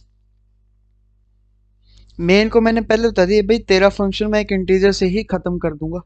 तो देखो मैंने एक जीरो से खत्म कर दिया, जीरो मीन सक्सेसफुली रिटर्न। इस पर ज्यादा जोर मत दो, ठीक है। अब आते हैं हम कि है क्या असल में बेसिक स्ट्रक्चर, ठीक है। अब आपने अगर मेरे साथ आपने ये वाला प्रोग्राम लिख लिया तो वेरी गुड। ओके तो इसको मारते हैं एक बार डिलीट। सबसे पहले आपने टाइप करना है हैश टैग इंक्लूड stdio.h। फिर आपने अपना मेन फंक्शन स्टार्ट करना जो कि स्टार्ट होगा इंट मेन से, इंट मेन से, ठीक है। इंट मेन से स्टार्ट होगा। अब वो स्टार्ट तो हो गया, पर जैसे आपको याद होगा आप छोटे होते ड्राइंग में पेंटिंग करते थे, for example you are drawing an apple, तो एप्पल में जब कलर करते तो हमारी टीचर बोलती थी कि बार बाउंड्री दो, वैसे इंट मेन को भी एक बाउंड्री देंगे इससे, किसे, कर्ली ब्रैकेट से, ठीक है। कर्ली ब्रैकेट के अंदर जो लिखेंगे वो होगी मींस मेन बॉडी, ठीक है। देखो आपने एक चीज और नोटिस करना भी मेरे साथ, कर्ली ब्रैकेट मान लो नहीं बना, जैसे मैंने कर्ली ब्रैकेट बनाई ना, देखो जैसे मैंने कर्ली ब्रैकेट बनाई और कुछ भी मैं इसके अंदर लिखने लगा, सॉरी कर्ली ब्रैकेट बनाई कुछ भी मैं लिखने लग पड़ा, सपोज यहाँ पे मैं लिखने लग पड़ा प्रिंट, कुछ भी लिखा, तो देखो वहां पे मेन फंक्शन स्टार्ट होगी, ठीक है। अब इंट मेन के अंदर एक होगी मेन बॉडी, इंट मेन के अंदर एक होगी मेन बॉडी, ठीक है। ये जो मेन बॉडी होगी इसमें सब कुछ आ जाएगा, कोई हमने प्लस माइनस करना है, कोई डिवाइड करना है, सब मेन के अंदर लिखेंगे। प्रिंट एफ फंक्शन लिखना है वो मेन फंक्शन के अंदर लिखेंगे। अब मेन फंक्शन खत्म कैसे होगा, जब उसको रिटर्न जीरो दे देंगे तो कंपाइलर समझ जाएगा मेन फंक्शन खत्म हो गया। जैसे प्रिंट एफ फंक्शन खत्म होने के लिए हम सेमी कोलन लगा रहे थे एंड में, मेन फंक्शन को खत्म करने के लिए हम एंड में लगा रहे हैं रिटर्न जीरो की, कंपाइलर को सक्सेसफुली भाई रिटर्न कर दो, ठीक है। तो ये था हमारा बेसिक स्ट्रक्चर, फाइन। तो हमारा बेसिक स्ट्रक्चर जो था वो ये था, ओके। तो फाइन, अब हम आते हैं अपने नोट्स पे, ठीक है। अब हम आएंगे अपने नोट्स पे, समझ गए आप। देखो a C program starts with main function, C program जो है मेन फंक्शन असल में तो हेडर फाइल जो कि stdio है उससे शुरू होता है, बट वो तो एक प्रथा है, वो तो करना ही पड़ेगा, तो मेन फंक्शन से ही स्टार्ट होता है। और जो भी मेन फंक्शन के अंदर प्रेजेंट होता है उसी को एग्जीक्यूट करता है, ठीक है।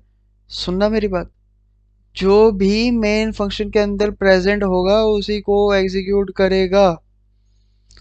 देखो and executes instruction present inside it, a C program starts with the main function and executes instruction present inside। मैंने वही तो बताया, जो भी मेन फंक्शन के अंदर होगा वही मेन बॉडी होगी, वही हमें आउटपुट में दिखेगी। और each instruction is terminated bye semicolon. देखो हर एक इंस्ट्रक्शन सेमीकोलन से टर्मिनेट होगी, ये भी इंस्ट्रक्शन सेमीकोलन से टर्मिनेट हुई, ये भी इंस्ट्रक्शन सेमीकोलन से टर्मिनेट हुई। इंस्ट्रक्शन जो जो कि हम सी को इंस्ट्रक्शन दे रहे हैं वो सेमीकोलन से ही टर्मिनेट होगी। ठीक है, मान लो मैंने यहाँ पे सेमीकोलन नहीं दिया, देखना भी फिर मेरा कंपाइलर जो है वो एरर थ्रो कर देगा मेरे को। देखो एरर, उसने बताया कि ये देखो यहाँ पे कुछ ना कुछ लगना है आपका, उसने देखो बता दिया ना, और उसने बता भी दिया कि एक्सपेक्टेड दिस, ये वाली चीज एक्सपेक्टेड है। और ये इतना इंटेलिजेंट है कि यहाँ पे प्रॉब्लम में भी बता देगा कि हाँ लाइन नंबर 5 में जो है प्रॉब्लम है। ठीक है, लाइन नंबर 5 में प्रॉब्लम, 5 में क्यों प्रॉब्लम दिखा रहा है, क्योंकि सेमी कोलन नहीं ना लगाया, तो कंपाइलर को लग रहा है ये दोनों चीजें साथ में, तो वो 5 दिखा रहा है। फाइन, तो जस्ट आप इधर गए, मतलब इधर गए और यहाँ पे आपने सेमी कोलन लगाया, प्रॉब्लम अब गायब हो जाएगी। देखो गायब होगी प्रॉब्लम। ठीक है, फाइन। तो आई होप मेरे इतने चिल्लाने के बाद आप बेसिक स्ट्रक्चर भी सी का समझ गए होंगे। ठीक है, आपको एक बहुत ही अच्छी चीज बताता हूँ। इंसान होता है ना, मान लो कि मेरा घर है तीसरी मंजिल पे, तो यार मैं क्या करूंगा, मैं पहले पहली मंजिल चढ़ूंगा, वो भी कैसे चढ़ूंगा, पहली सीढ़ी दूसरी सीढ़ी ऐसा तो है नहीं कि उड़ के मैं पहले पे चल जाऊंगा फिर सीधा तीसरी पे, दूसरी चढ़ूंगा नहीं। मतलब कि हर एक चीज सीक्वेंस वाइज होगी ना, पहली पैड़ी दूसरी पैड़ी तीसरी पैड़ी, पहली सीढ़ी दूसरी सीढ़ी तीसरी सीढ़ी, फिर चौथी सीढ़ी, फिर ऐसे सीढ़ियां चढ़ते चढ़ते मैं अपने फ्लोर पे पहुंचूंगा। वैसे ही सी करता है, हर एक इंस्ट्रक्शन को जो है सीक्वेंस वाइज एग्जीक्यूट करता है। जैसे सी सबसे पहले इसको पढ़ेगा, कंपाइलर जो है सबसे पहले इसको पढ़ेगा, फिर कंपाइलर इसको पढ़ेगा, फिर इसको पढ़ेगा, फिर इसको पढ़ेगा। आपको एक एग्जांपल दूं, सपोज मैं एक और प्रिंटफ फंक्शन ऐड करता हूं, सपोज मैं एक और प्रिंटफ फंक्शन ऐड करता हूं और यहां पे लिखता हूं you guys are awesome. Fine, यहाँ पे अब देखो, यहाँ पे सेमीकोलन तो लगाना है। फाइन, इसको कर दो सेव। अब देखो मैंने कहा था सीक्वेंस वाइज सी हर एक चीज को पढ़ता है। सी पहले इसको पढ़ेगा, फिर इसको पढ़ेगा, फिर इसको पढ़ेगा, फिर इसको पढ़ेगा। इसको पढ़ेगा तो इसको पहले एग्जीक्यूट, पहले इसको पढ़ेगा तो पहले इसी को एग्जीक्यूट करेगा ना, फिर इसको पढ़ेगा फिर इसको एग्जीक्यूट करेगा। देखो ये देखो, अरे यार एक चीज गलत होगी, मैंने यहाँ पे इसको ये देखो सिर्फ इसको सिलेक्ट करके रन कर रहा था, सिलेक्ट नहीं करना किसी को भी आपने, मींस आपने जैसे देखो इसको सिलेक्ट कर दिया ना, सिलेक्ट कर दिया फिर रन करो, तो कंपाइलर सिर्फ इसी को रन करेगा, ऐसा नहीं आपने किसी चीज को सिलेक्ट नहीं करना, साइड में कर्सर अपना छोड़ देना, फिर अपने करना प्ले। अब देखो सबसे पहले ये आया, तो देखो सबसे पहले यही प्रिंट हुआ ना, hello guys you are coding with Indian coder. फिर उसके बाद यू गाइस आर ऑसम तो बाद में प्रिंट हुआ ना, देखा। अब मैं आपको एक चीज और दिखाता हूँ, मान लो यू गाइज आर ऑसम मैं इससे पहले लिखता हूँ, मान लो यू गाइज आर ऑसम मैं इससे पहले लिखता हूँ। ठीक है, चलो यू गाइज आर ऑसम को मैं इससे पहले लिखता हूँ, तो आपको क्या लगता है, चलो आप एक बार अपने मन में बना लो कि आपको क्या लगता है कि क्या होगा। तो सबसे पहले यही जो इंस्ट्रक्शन है वही प्रिंट होगी। ठीक है, फिर ये इंस्ट्रक्शन प्रिंट होगी। देखो फिर से देखो, ये चीज पहले लिखी थी तो पहले यही प्रिंट होगी, देखना भी। ये चीज जो है मैंने सेव नहीं कर रहा था, देखो यू गाइज आर ऑसम इस बार पहले लिखा, तो देखो पहले ही प्रिंट हुआ।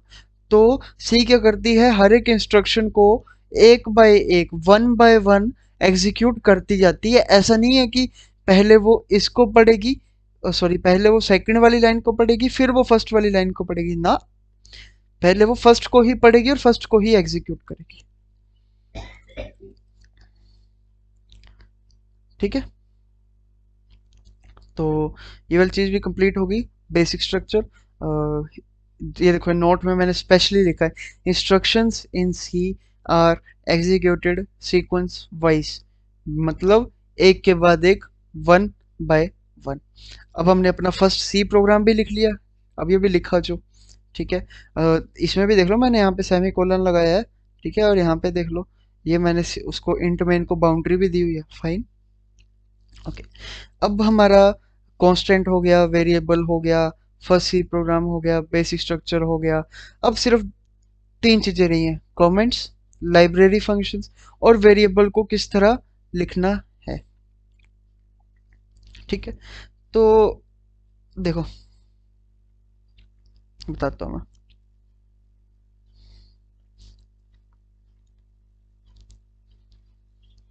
तो जो आ, हमारा अब हम करते हैं कि वेरिएबल्स को किस तरह हमने नेम करना है। तो इसको हम बनाते हैं second file two underscore variables dot C. ठीक है, डॉट सी से ही हमने सेव करना है। तो सबसे पहले तो प्रोग्राम को स्टार्ट ही करते हैं, hash tag include stdio dot H. ठीक है, कंपाइलर चच्चा को पता लग गया कि अब ये जो है मेरे को एक इनपुट देने वाले, मेरे को उसकी आउटपुट देनी है। मैं बोल रहा हूँ हाँ। अब हम करेंगे इंट मेन, हम करेंगे अपना इंट मेन शुरू, मीन्स मेन फंक्शन शुरू। अब मैं आपको दिखाऊंगा वेरिएबल्स को नेम कैसे करा जाता है।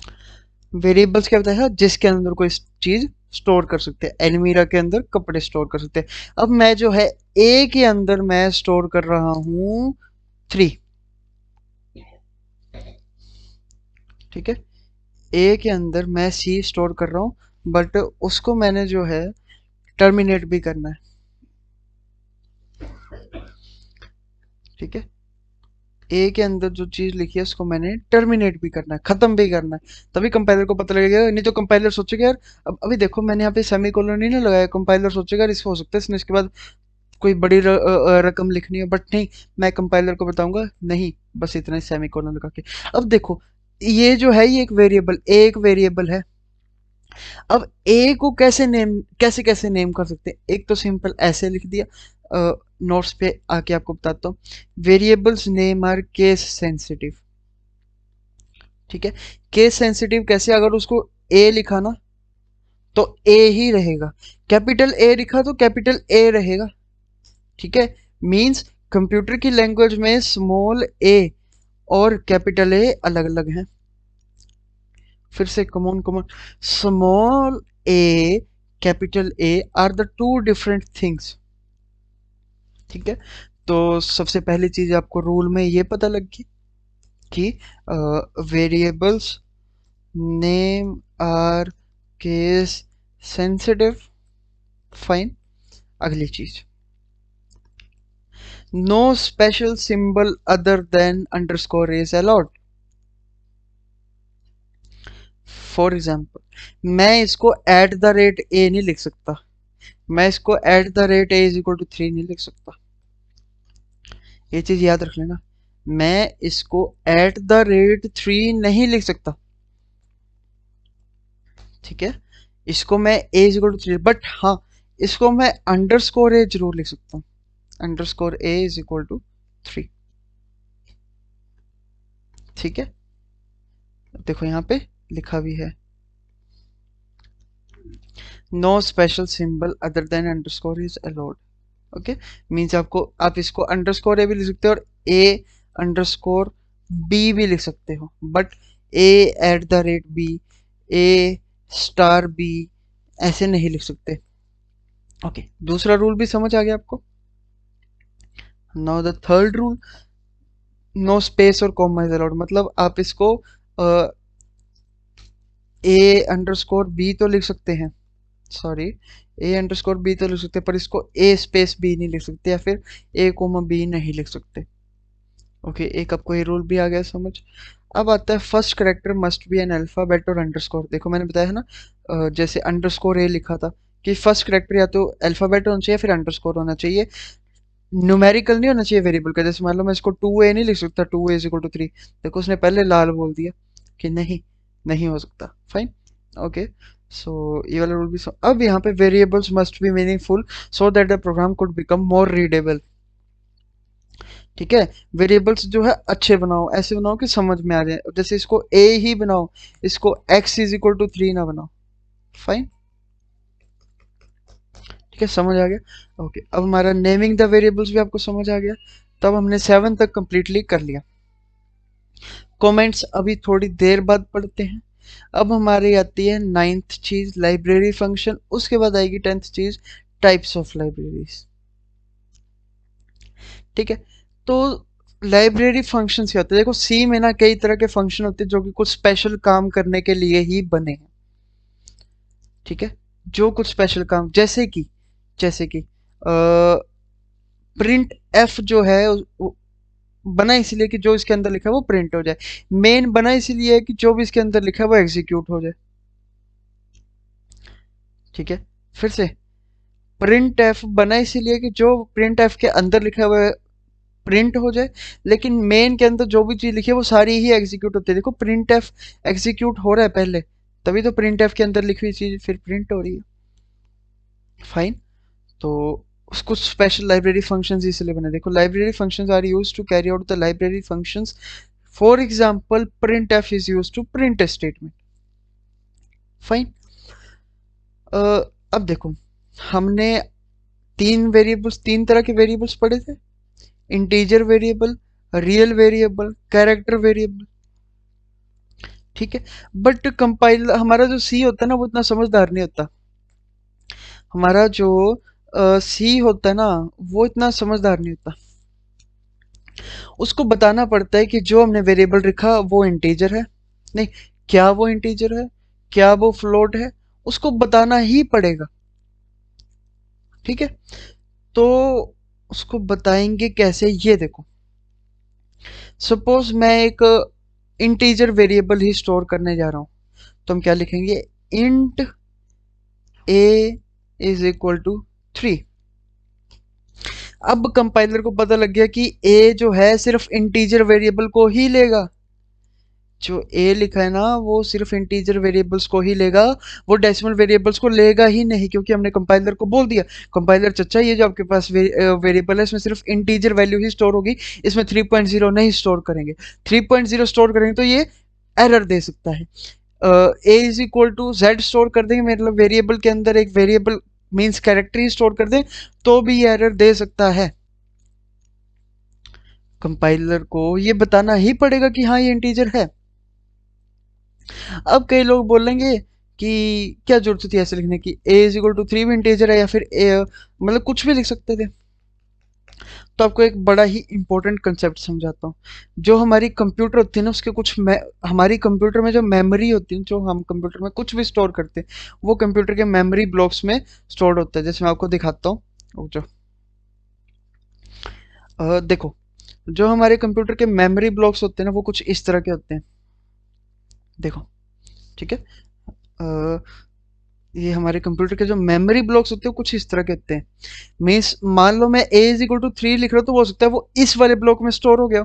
बी इज इक्वल टू 4 लिख रहा हूँ वो इस वाले ब्लॉक में स्टोर हो गया। सी इज इक्वल टू 10 लिख रहा हूँ वो इस वाले ब्लॉक में स्टोर हो गया। तो मीन्स हमें सी में कोई भी चीज लिखनी है पहले वो कंप्यूटर की मेमोरी में स्टोर करनी है। अब देखो वो चीज कंप्यूटर की मेमोरी में स्टोर कैसे हो सकती है। सपोज मैं एक वेरिएबल लिखने जा रहा हूं जो कि है ए। ठीक है, तो मैं सिंपल ए लिख के अपना काम खत्म नहीं कर सकता, मेरे को पहले वो कंप्यूटर की मेमोरी में डालना है। तो कंप्यूटर की मेमोरी में आप बोलोगे ऐसे भी डल ही गया, ए लिखा कंप्यूटर की मेमोरी में, नहीं, वो अभी एक रॉ डाटा है, वो अभी कंप्यूटर की मेमोरी में सेव नहीं हुआ।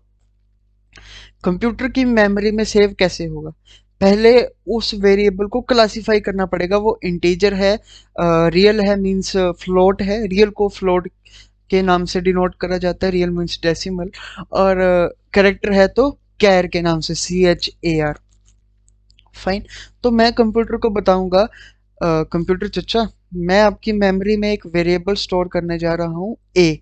वो बोलता है ठीक है स्टोर तो कर दो, पर वो ए है क्या, इंटीजर है, फ्लोट है, कैरेक्टर है? तो मैंने लिख दिया इंट ए। अब जो ये ए है ना ये यहाँ से उड़ के सीधा कंप्यूटर की मेमोरी में आ गया। अब यहाँ पे कहीं पे स्टोर हो चुका है ये ए। ध्यान से सुन लो मेरी बात, कंप्यूटर की मेमोरी में जो है ए स्टोर हो चुका है। ठीक है, तो कंप्यूटर की मेमोरी हमने ए स्टोर कर दिया। अब ए स्टोर करने के बाद वो पूछेगा ठीक है आपने ए स्टोर तो कर दिया, पर उसकी वैल्यू क्या है। फिर से सुनना, कंप्यूटर की मेमोरी में जब ए स्टोर हो गया, यहाँ पे मान लो इस वाले ब्लॉक में, एग्जैक्ट इस वाले ब्लॉक में हमारा ए स्टोर हो गया, ए मान लो इस वाले ब्लॉक में हमारा ए स्टोर हो गया, तो इस ए में कुछ वैल्यू भी तो होगी। स्टोर होने का क्या मतलब है, ए ने ये वाला ब्लॉक जो है वो रिजर्व कर लिया, अपने खाते में डाल लिया। ठीक है, अब इस ए के अंदर हमारी मर्जी है 10 डाले, 12 डाले, 100 डाले, 2 डाले, 4 डाले। फॉर एग्जाम्पल आपका बैंक में एक खाता है, आपने वहां पे एक लॉकर बुक कर लिया। ठीक है, अब उस लॉकर में आप ही थोड़ी बैठे हो, आप तो उस लॉकर में कोई ना कोई वैल्यू स्टोर कर रहे हो ना, लॉकर में आप थोड़ी बैठे हो, आपने वो लॉकर एक रिजर्व रखा, उसमें आप कुछ भी डाल सकते हो। वैसे यहाँ पे एक ब्लॉक आपने ए के नाम से रिजर्व कर लिया, उस ए के अंदर अभी आपने वैल्यू डालनी है, तो जो मैंने एक ब्लॉक रिजर्व करा उसके अंदर देखो मैं वैल्यू डाल रहा हूँ 4। अब उस एक मेमोरी ब्लॉक में एक जो ब्लॉक था उसमें आ गई वैल्यू 4। अब देखना मेरा कंपाइलर कहीं नहीं एरर दिखाएगा, देखो एरर यहाँ से पता चलता है, देखो कोई एरर नहीं है, वो बोल रहा है बिल्कुल ठीक, सब कुछ स्टोर हो चुका। मान लो मैं यहाँ पे इंट ए नहीं लिखता हूँ, अभी देखना कैसे एरर दिखाएगा वो, वेट, देखो एरर दिखा दिया। भाई ये है क्या, इसको स्टोर तो कर, कंपाइलर बोल रहा है, ले मैंने कर दिया स्टोर, अब तू चुप कर जा, देना चुप हो गया। ठीक है, तो यहाँ से आपको समझ आ गया कि कोई भी चीज कंप्यूटर की मेमोरी में स्टोर करनी पड़ती है। ठीक है, अब देखना ये प्रिंट कैसे हो जाएगी, print f the value of a is percentage D. ये बताता हूँ परसेंटेज डी क्यों लिखा, बस आप अभी देखो, सब कुछ बताऊंगा। ठीक है, तो अभी देखना ए की वैल्यू जो है वो प्रिंट हो जाएगी, देखना वो देखो, the value of a is 4। अब मान लो मैं यहाँ से इंट हटा देता हूँ, मतलब उसको मेमोरी में स्टोर ही नहीं करता, उसको बताता नहीं ये है क्या, तो देखना एरर, सॉरी इसको सेव तो करना ही है ना पहले, अब देखना एरर आ जाएगा, देखो अनडिक्लेयर्ड आइडेंटिफायर, उसको अभी तक हमने डिक्लेयर करा ही नहीं मेमोरी में, अब उसको डिक्लेयर कर देते हैं। अब वो ये बोलेगा नहीं, देखो आ गया ना, the value of a is 4। Fine, देखो कितना इजी काम था। अब बात आती है कि अब ये परसेंटेज डी पर नोटिस मत करना, सब बताऊंगा मैं। ओके, कि ए इज इक्वल टू 4 क्या है, सॉरी मैं क्या बोल रहा हूँ, अब ए इज इक्वल टू 4 तो इंटीजर है, सपोज हमने एक फ्लोट वैल्यू डालनी हो, मान लो ए इज इक्वल टू 4 नहीं 4.2 रखना हो। ठीक है, मान लो ए इज इक्वल टू 4 नहीं 4.2 रखना हो, तो 4.2 तो एक डेसिमल वैल्यू है ना, तो डेसिमल वैल्यू को हम इंट कैसे बोल सकते हैं, इंटीजर कैसे बोल सकते हैं, डेसिमल वैल्यू को तो कुछ और नाम देना पड़ेगा, तो उस डेसिमल वैल्यू का नाम होता है फ्लोट, उसको हम सेव करते हैं फ्लोट लगा के। मीन्स यहाँ पे हम लिखेंगे क्या, अब हम मेमोरी ब्लॉक में इंटीजर का ब्लॉक नहीं रिजर्व करेंगे, मीन्स अब यहाँ पे जो ब्लॉक रिजर्व हो रहा है वो इंटीजर के लिए नहीं हो रहा, अब वो हो रहा है रियल वैल्यू के लिए, मीन्स फ्लोट के, उसको हम बताएंगे फ्लोट, मेमोरी ब्लॉक को बोलती है फ्लोट, तो उसने एक डेसिमल वैल्यू के लिए जगह रख ली। फाइन, तो मैंने इसको बोला फ्लोट। अब इसने जो है मेमोरी ब्लॉक में एक डब्बा रिजर्व कर लिया, मेमोरी ब्लॉक में ब्लॉक रिजर्व कर लिया जिसमें कि एक डेसिमल वैल्यू ही आ सकेगी जो कि 4.2 है। अब देखो इसको मैं, देखो कोई एरर नहीं दिखा रहा, इसको भी प्रिंट कर देखते हैं, print f the value of a is, पहले अभी आप ये मत सोचना ये परसेंटेज एफ क्या लिखा मैंने, ठीक, अभी मत सोचना, मैं सब बताऊंगा। ओके, देखना सेमी कोलन में ना भूलूं। ओके, अब देखना the value of a is 4.20000, देखा, अब फ्लोट में रिजर्व हो गया। फाइन, अब सपोज मैं इसको करना चाहता हूँ, मैं मान लो ए में कोई कैरेक्टर स्टोर करना चाहता हूँ, तो कैरेक्टर के लिए हम यूज करते हैं, सॉरी वेरी सॉरी, कैरेक्टर के लिए हम यूज करते हैं कैर, और जो कैरेक्टर होगा उसको सिंगल कोट में रिजर्व भी करना होता है। फॉर एग्जांपल मैं अब ए के अंदर मैं रखना चाहता हूँ एक्स, ए के अंदर मैं एक्स रखना चाहता हूँ, मीन्स अब मैं मेमोरी ब्लॉक को बोलूंगा मेमोरी ब्लॉक, अब मैं तेरे को एक फ्लोट एक कैरेक्टर वैल्यू दूंगा, मैं तेरे अंदर एक कैरेक्टर डालने जा रहा हूँ, उसके लिए एक ब्लॉक अपने पास रिजर्व कर ले। उसने कहा ठीक है मैं कर लेता हूँ रिजर्व, आप कैरेक्टर डालो। तो मैं लगा कैरेक्टर डालने, सिंगल कोट में डालने कैरेक्टर, एक्स डाल दिया मैंने। अब इसको प्रिंट करके देखते, the value of a is, ये मैं सोचना परसेंटेज सी क्यों लिखा, सीधा प्रिंट करने का था। देखो the value of a is x. समझ आ गया कि हर एक तरह के वेरिएबल को डिनोट करने के लिए अलग अलग तरह के नाम है। मेमोरी ब्लॉक कंप्यूटर को अलग अलग तरह से समझाना पड़ता है हमें। इंटीजर है तो उसको इंट लगा के समझा रहे हैं, डेसिमल है रियल वैल्यू उसको फ्लोट लगा के समझा रहे हैं, कैरेक्टर है उसको कैर लगा के समझा रहे हैं। बात यही खत्म नहीं होती अभी, अभी कुछ छोटी सी चीजें छोटी छोटी बची हैं। अब जो मैंने इसमें नोट्स में लिखा ना वो सब आप समझ गए, नो डाउट बहुत अच्छे से समझ गए होंगे। अब इसमें मैं एक ऐसी चीज लिखने जा रहा हूँ, ठीक है, जो आप अगर नोट्स प्रिंट करा रहे हैं तो खुद से ऐड कर लो, ठीक है, नहीं तो अभी जो मेरा दूसरा लेक्चर आएगा उसमें मैं वो ऐड कर ही दूंगा, ठीक है। जो मैं अभी पढ़ाने जा रहा हूँ वो है एक तरह से मींस लाइब्रेरी फंक्शंस का ही टॉपिक, ठीक है। देखना अभी अभी बताता हूँ मैं।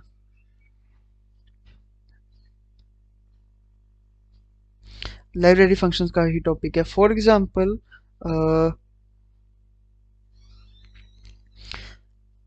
एक होता है हमारा परसेंटेज डी, ठीक है। एक होता है हमारा, ये भी लाइब्रेरी फंक्शन है, प्रिंट एफ तो था ही लाइब्रेरी फंक्शन, ये भी लाइब्रेरी फंक्शन है। एक होता है हमारा परसेंटेज एफ, एक होता है हमारा परसेंटेज सी। परसेंटेज सी का बहुत कम यूज होता है, ठीक है। तो ये तीन तरह के लाइब्रेरी फंक्शन हमारे पास, ये आपके नोट्स में नहीं आए अगर तो आप खुद से ऐड कर लेना, ठीक है, नो इशू। और नहीं इसे स्क्रीनशॉट ले लो। ओके, तो सबसे पहले समझते हैं हम परसेंटेज डी किसके लिए है। परसेंटेज डी जो है ना वो हमारा है इंटीजर के लिए। Percentage D, sorry very sorry, percentage G D जो है वो हमारा है इंटीजर के लिए। परसेंटेज एफ जो है हमारा है फ्लोट के लिए, देखो एफ मींस फ्लोट। परसेंटेज सी जो है वो हमारा है कैरेक्टर के लिए। डी इंटीजर, एफ फ्लोट, सी कैरेक्टर। फिर से डी इंटीजर, एफ फ्लोट, सी कैरेक्टर। Okay fine. अब इसको देखो हमने उसमें कैसे यूज करना है। वापिस आते हैं अपने कोड पे। ओके, तो हम इसको एक नया नाम देते हैं, क्या नाम देंगे, 3_library functions डॉट सी। तो मैं इसको नाम दे रहा हूँ लाइब्रेरी फंक्शन के नाम से। अब मैं वापस अपना बेसिक स्ट्रक्चर में यहाँ से कॉपी कर लेता हूँ, ठीक है। ओके, अब यहाँ जो है मान लो हम एक इंटीजर वेरिएबल को प्रिंट करना चाह रहे हैं, तो सबसे पहले मैं उसको बोल दूंगा कि हाँ कंप्यूटर की मेमोरी में मैं एक इंटीजर वेरिएबल डाल रहा हूँ जो है ए, मींस एक ब्लॉक रिजर्व कर रहा हूँ मैं। उस ए के अंदर, उस ब्लॉक के अंदर मैं डाल रहा हूँ 5, ठीक है। अब उसको पता लग गया। अब प्रिंट एफ के अंदर जब इसको प्रिंट करना है तो किस तरह करेंगे। प्रिंट एफ के अंदर हम लिखेंगे the value of a is.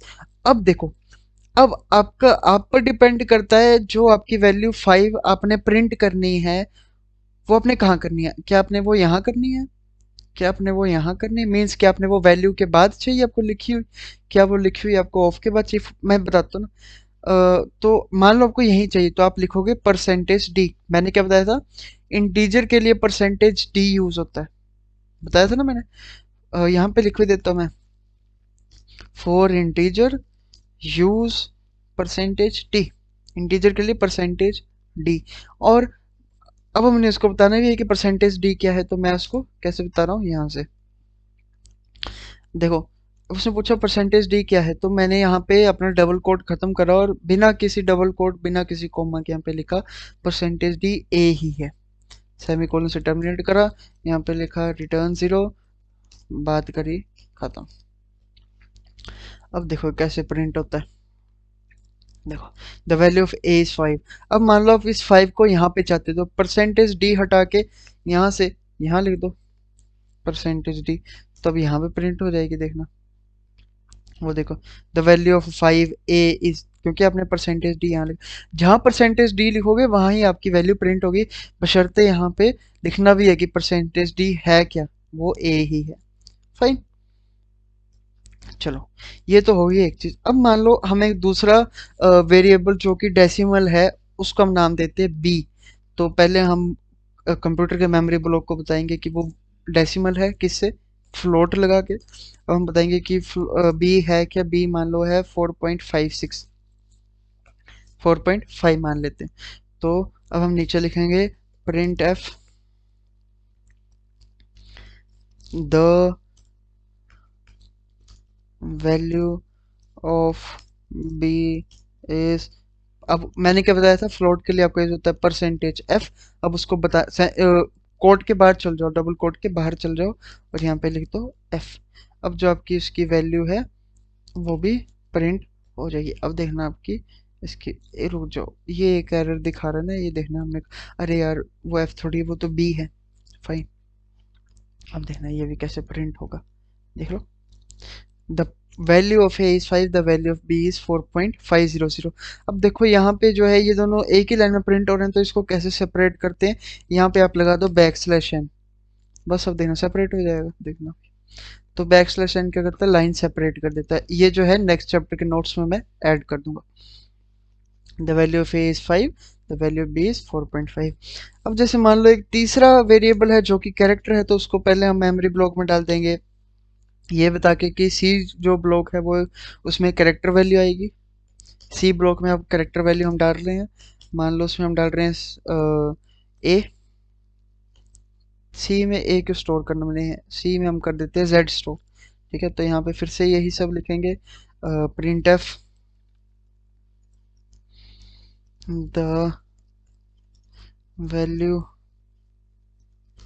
Of c is percentage c. अब मैं आपको क्या बोल रहा है, करेक्टर के लिए हमेशा परसेंटेज सी यूज करेंगे और यहाँ पे है क्या सी वो लिख देंगे, बस बात खत्म।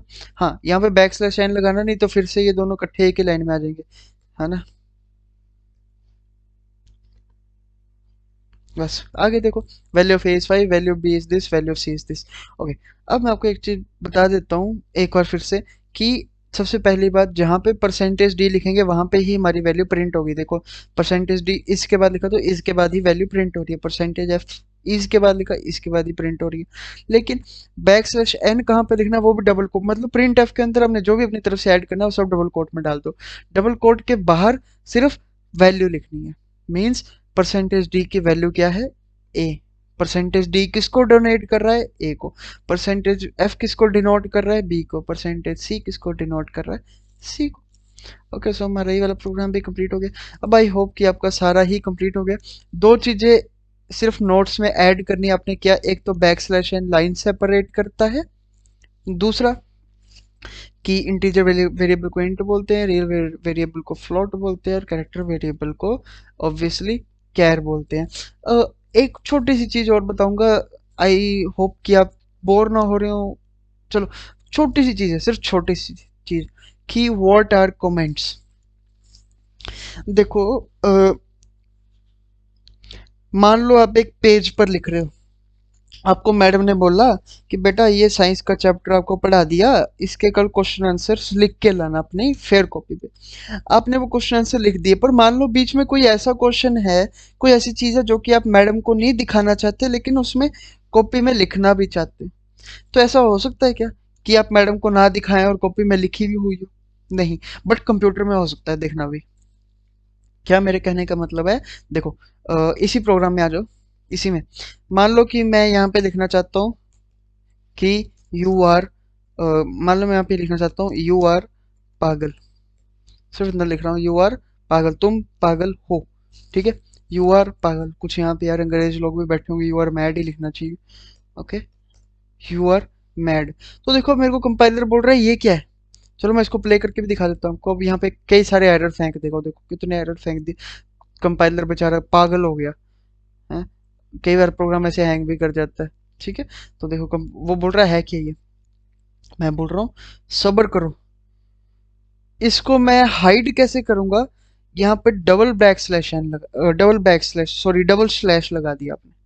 क्या लगा दिया, डबल स्लैश, तो ये सिंगल लाइन कमेंट बन जाता है। अब यहाँ पे कुछ भी लिखो आप, कुछ भी लिखो, वो देखना प्रिंट ही नहीं होगा, वो प्रिंट ही नहीं होगा ना, कंपाइलर को फर्क पड़ेगा कि लिखा हो। अब मान लो मैं ऐसे बैक स्लैश हटा देता हूँ, तो फिर कंपाइलर बोलेगा ये क्या है, मीन्स डबल बैक स्लैश लगा के वो एक कमेंट बन जाता है। कमेंट एक ऐसी चीज होती है जो कि हम स्टोर करना चाहते हैं लेकिन आउटपुट में ना दिखे, जो कि हम कॉपी में लिखना चाहते हैं लेकिन टीचर को ना दिखे। मीन्स हम अपने प्रोग्राम में कोड में लिखना चाहते हैं लेकिन आउटपुट में ना दिखे।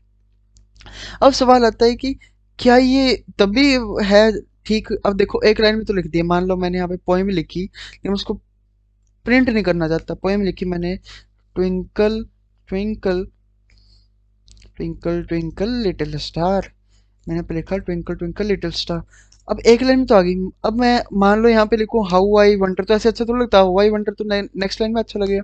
देखना, how I wonder what you are, तो अब फिर से कंपाइलर में कोई एरर दे देगा। वो तो बोलेगा कि चलो ये तो ठीक है, ये तो कमेंट है, बट ये क्या है। आप बोलोगे क्यों, हमने उसके पीछे लगाया तो है, तो भाई वो उस लाइन में लगा है, इस लाइन में नहीं लगा। डबल स्लैश तो इस वाली लाइन में लगा है, इस वाली लाइन में नहीं। तो कमेंट ये वाली चीज बनी हुई है अभी, कमेंट ये वाली चीज बनी हुई है, मीन्स ये अभी चीज छुप गई हुई है, बट ये वाली चीज थोड़ी छुपी है। इसको छुपाने के लिए यहाँ पे एक और बैक स्लैश लगा सकते हैं, बट ये देखो थोड़ा गंदा लग रहा है ना। मान लो मैं यहाँ पे तीसरी लाइन में लिखूँ, ओके, उसके बाद क्या होता है, twinkle twinkle little how I wonder, क्या होता है, जो भी होता है, up above the world so high. मान लो मैं इसको भी प्रिंट, अब मान लो अब जो ऊपर वाले दो हैं ये दोनों हैं, ये तो कमेंट बन चुके हैं, ये तो नहीं बना अभी, तो इसको भी बना देते हैं ना। सॉरी ये क्या हो गया,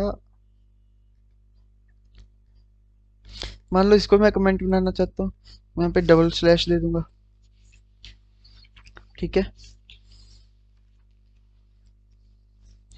अ, लेकिन ये अच्छा थोड़ी लग रहा है, हर हर लाइन में डबल डबल स्लैश देंगे। अब देखो प्रिंट भी हो जाएगा, अच्छा लग रहा है क्या। तो हम क्या करेंगे, सिंगल लाइन कमेंट के लिए डबल स्लैश ठीक है, मल्टी लाइन कमेंट के लिए क्या यूज होता है देखना। मल्टी लाइन कमेंट के लिए यूज होता है आपका, पहले मैं इन सभी को इरेज कर देता हूँ। मल्टी लाइन कमेंट में आपका यूज होता है स्लैश और स्टार, और जहाँ पे कमेंट खत्म नहीं, तो देखो सारे कमेंट बन गए, जहाँ पे कमेंट करना है वहां वहां पे फिर से स्टार और स्लैश। फिर से देखो, स्टार्ट ऐसे करना है, स्टार्ट ऐसे करना है, एंड कैसे करना है, एंड ऐसे। ठीक है, तो सिंगल लाइन कमेंट के लिए डबल स्लैश यूज कर दो, मल्टी लाइन कमेंट के लिए स्लैश और स्टार। अब देखो यहाँ पे मैंने कमेंट्स मतलब स्टार्ट कर दिए इधर से, और ये कमेंट यहाँ पे एंड कर दिया। इसको एक ब्रैकेट की तरह सोचो ना, कि एक पूरी एक ब्रैकेट यहाँ पे स्टार्ट हुई, यहाँ पे खत्म होगी। अब देखो, अब फिर से कमेंट बना, प्रिंट ही नहीं होगा। देखो हमारा प्रोग्राम कितने अच्छे से प्रिंट हो चुका, ये चीज मैंने नोट्स में ऐड करी हुई है। देखो, single comments are used to store something in program that we don't want to be executed। ये एक ऐसी चीज होती है जो कि हम एग्जीक्यूट नहीं करना चाहते, ये जादूगर होते हैं।